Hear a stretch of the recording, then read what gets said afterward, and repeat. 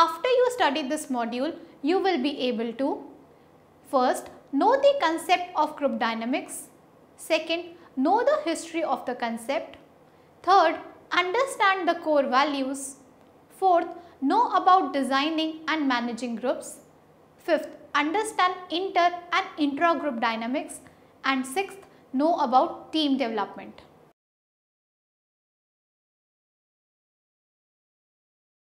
We shall commence this by discussing about group dynamics. Group dynamics is a system of behaviors and psychological processes occurring within a social group, intra-group dynamics, or between social groups, intergroup dynamics. The study of group dynamics can be useful in understanding decision-making behavior, tracking the spread of diseases in society, creating effective therapy techniques, and following the emergence and popularity of new ideas and technologies. Group dynamics are at the core of understanding racism, sexism, and other forms of social prejudice and discrimination. These applications of the field are studied in psychology, sociology, anthropology, political science, epidemiology, education, social work, business, and communication studies. There are three main things that can affect the cohesion. That is the act of working together well of the team. They are team factors, environmental factors, personal factors, and leadership factors. All of these factors affect on how well a team will work together.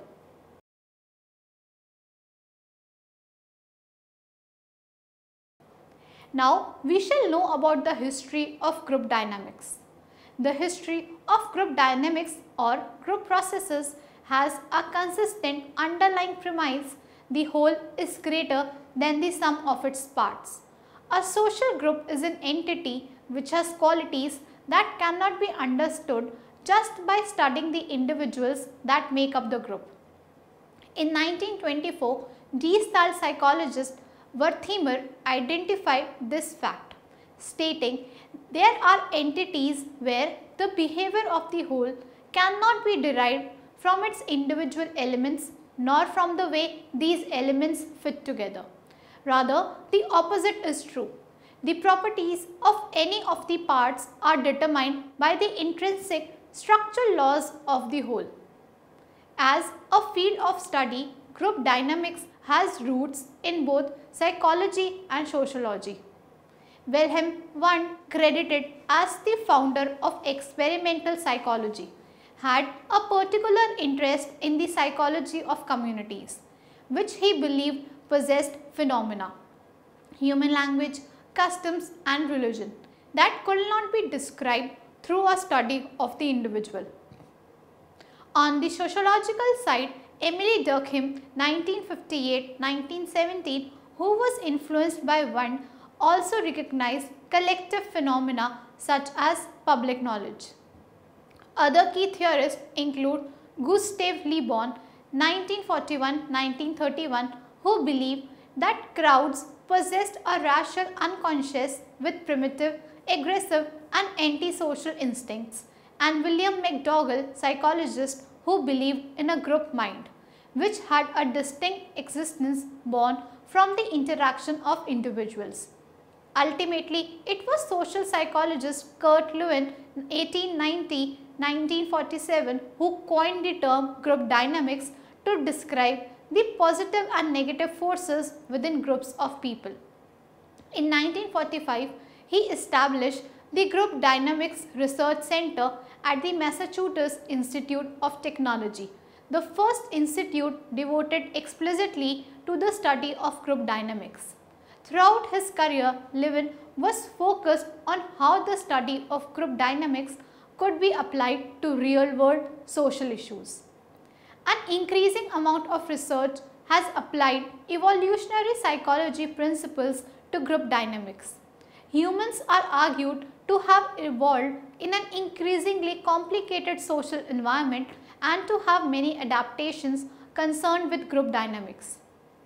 Examples include mechanisms for dealing with status, reciprocity, identifying cheaters, ostracism, altruism, group decision, leadership and intergroup relations.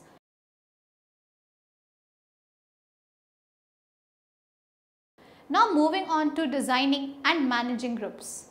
Richard Hackman developed a synthetic research-based model for designing and managing work groups.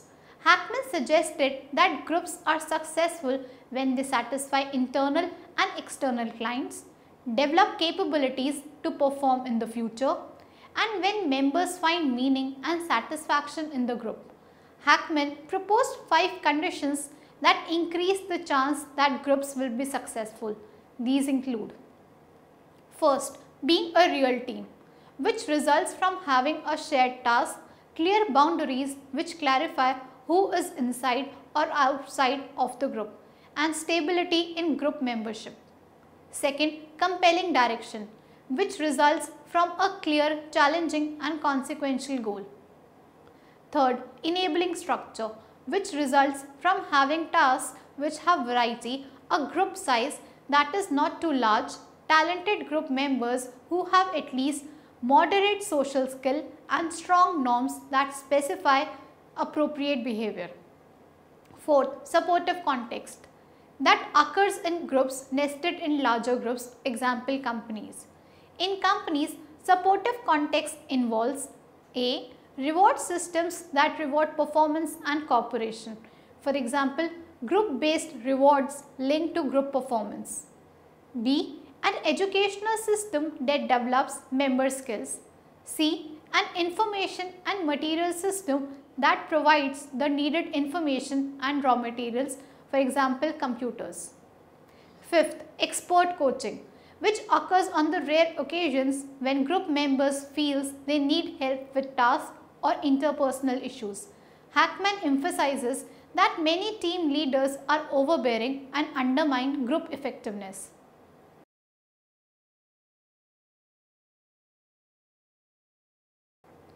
Let us discuss the intragroup dynamics.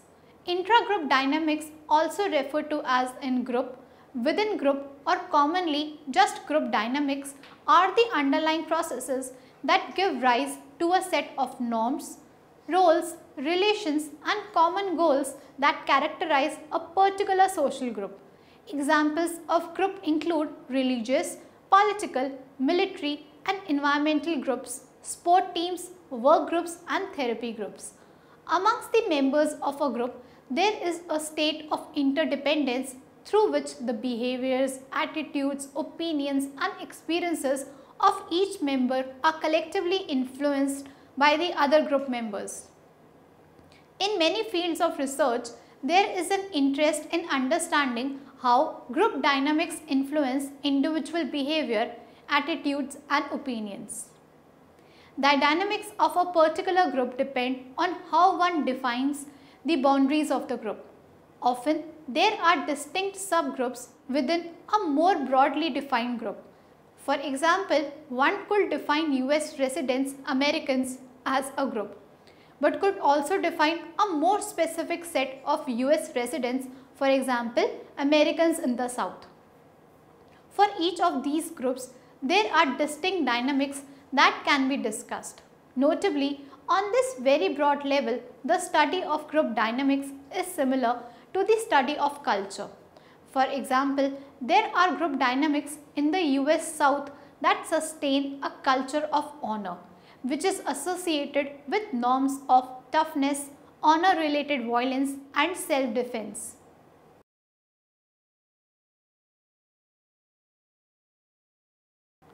We shall now discuss the group formation. Group formation starts with the psychological bond between individuals. The social cohesion approach suggests that group formation comes out of bonds of interpersonal. In contrast, the social identity approach suggests that a group starts when a collection of individuals perceive that they share some social category: smokers, nurses, students, hockey players, and that interpersonal attraction only secondarily enhances the connection between individuals. Additionally, from the social identity approach, group formation involves both identifying with some individuals and explicitly not identifying with others. So to say, a level of psychological distinctiveness is necessary for group formation. Through interaction, individuals begin to develop group norms, roles and attitude which define the group and are internalized to influence behavior. Emergent groups arise from a relatively spontaneous process of group formation. For example, in response to a natural disaster, an emergent response group may form. These groups are characterized as having no pre-existing structure. For example, group membership, allocated roles or prior experience working together. Yet, these groups still express high levels of interdependence and coordinate knowledge, resources and tasks.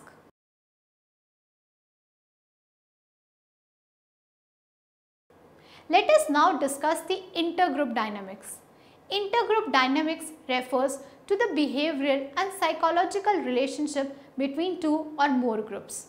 These includes perceptions, attitudes, opinion and behavior towards one's own group as well as those towards another group. In some cases, intergroup dynamics is pro-social, positive and beneficial.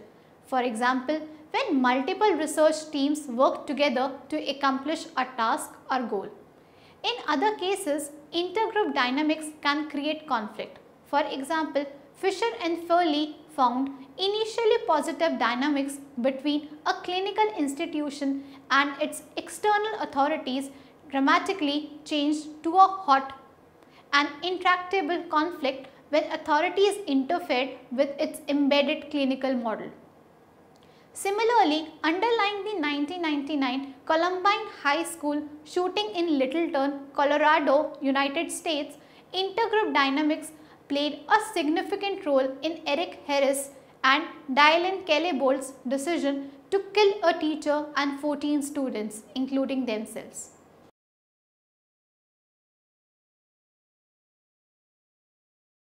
Now, we shall commence the team development. You can't expect a new team to perform well when it first comes together. The main model. Forming a team takes time and members often go through recognizable stages as they change from being a collection of strangers to a united group with common goals. Bruce Tuckman's forming, storming, norming and performing model describes these stages. When you understand it, you can help your new team become effective more quickly. In this article, we'll look at how you can use this model to build a highly productive team.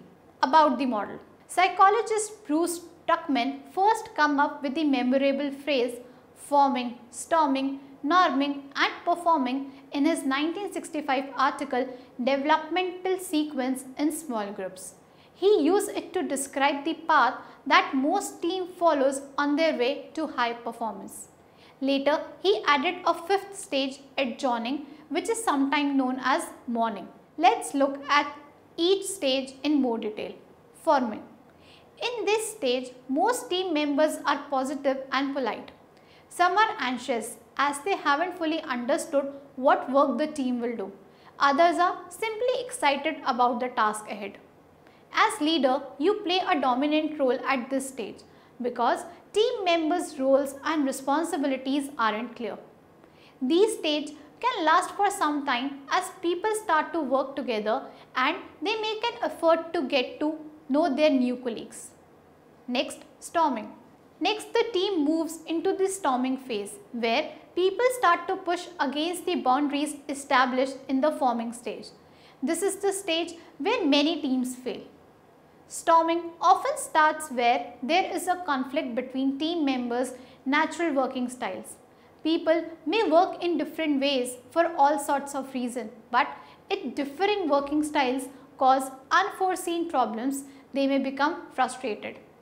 Storming can also happen in other situations. For example, team members may challenge your authority or jockey for position as their roles are clarified. Or if you haven't defined clearly how the team will work, people may feel overwhelmed by their workload or they could be uncomfortable with the approach you are using. Some may question the worth of the team's goal and they may resist taking on risk. Team members who stick with the task at hand may experience stress, particularly as they don't have the support of established processes or strong relationships with their colleagues. Next is norming. Gradually, the team moves into the norming stage. This is when people start to resolve their differences, appreciate colleagues' strength and respect your authority as a leader. Now that your team members know one another better, they may socialize together and they are able to ask one another for help and provide constructive feedback. People develop a stronger commitment to the team goal and you start to see good progress towards it. There is often a prolonged overlap between storming and norming, because as new tasks come up, the team may lapse back into behavior from the storming stage. Next is performing. The team reaches the performing stage when hard work leads without friction to the achievement of the team's goal. The structures and processes that you have set up support this well. As leader, you can delegate much of your work and you can concentrate on developing team members. It feels easy to be a part of the team at this stage and people who join or leave won't disrupt performance. Next is adjourning. Many teams will reach this stage eventually. For example, project teams exit for only a fixed period and even permanent teams may be disbanded through organizational restructuring. Team members who like routine or who have developed close working relationships with colleagues may find this stage difficult, particularly if their future now looks uncertain. Now we shall commence the 5 stages of team development. It takes time and effort, but it is worth working through the 5 stages of team development. Bruce Tuckman deemed the 4 main stages of team development in order as forming, storming, norming and performing. Later, as self-managed teams become common in business, he added a 5th stage of adjourning, transforming. Thomas Quick called the 5 stages for teams: searching, defining, identifying, processing and assimilating, reforming. Whatever term is used for the stages, teams will go through all 5 during their developmental and working processes. Stage 1. The first stage is when the team is formed and members meet. They learn what the team opportunities and challenge will be. Individual members may be confused about their role or not understand the need for the team. Members will agree on goals and assign actions for work, often working independently. Ground rules or team guidelines are established. At the start, the team leader may be a member of the group, a supervisor, a manager or a consultant who will facilitate the team building process.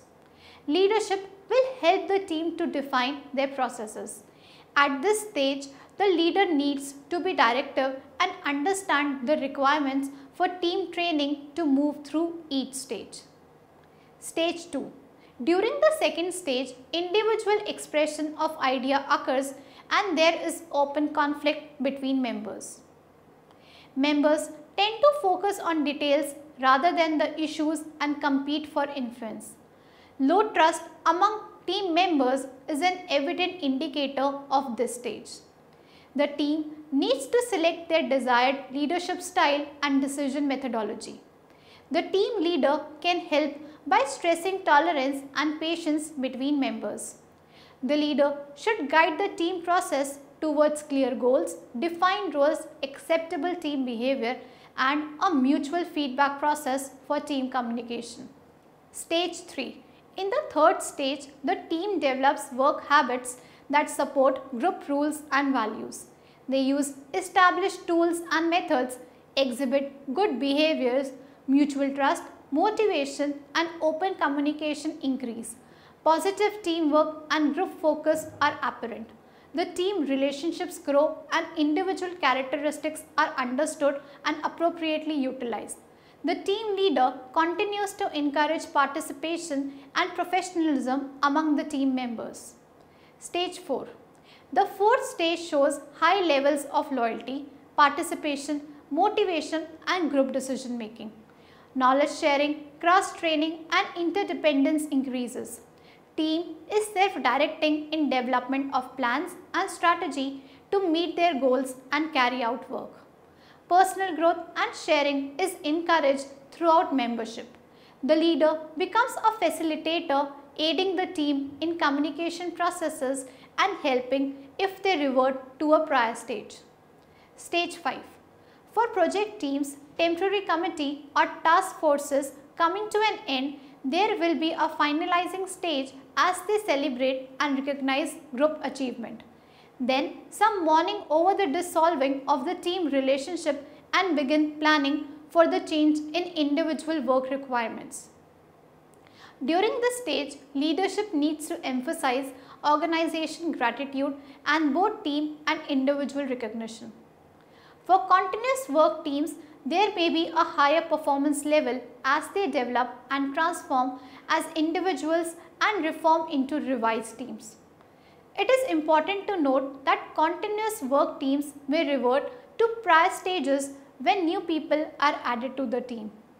Time and effort are required to move through the various team development stages. Every team will go through all the stages. However, the timeline of each stage may be different for each team depending on the individual members and their skill levels, the work the team is expected to accomplish and team leadership during each stage.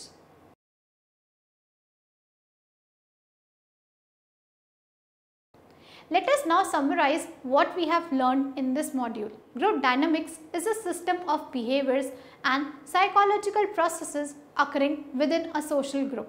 Intragroup dynamics are between social groups, intergroup dynamics. The study of group dynamics can be useful in understanding decision-making behavior, tracking the spread of diseases in society, creating effective therapy techniques, and following the emergence and popularity of new ideas and technologies. The history of group dynamics in 1924, Gestalt psychologist Wertheimer identified this fact, stating there are entities where the behavior of the whole cannot be derived from its individual elements nor from the way these elements fit together. Rather, the opposite is true. The properties of any of the parts are determined by the intrinsic structural laws of the whole. Group formation starts with a psychological bond between individuals. The social cohesion approach suggests that group formation comes out of bonds of interpersonal. Intergroup dynamics refers to the behavioral and psychological relationship between two or more groups. These includes perceptions, attitudes, opinions and behaviors towards one's own group as well as those towards another group. Thank you.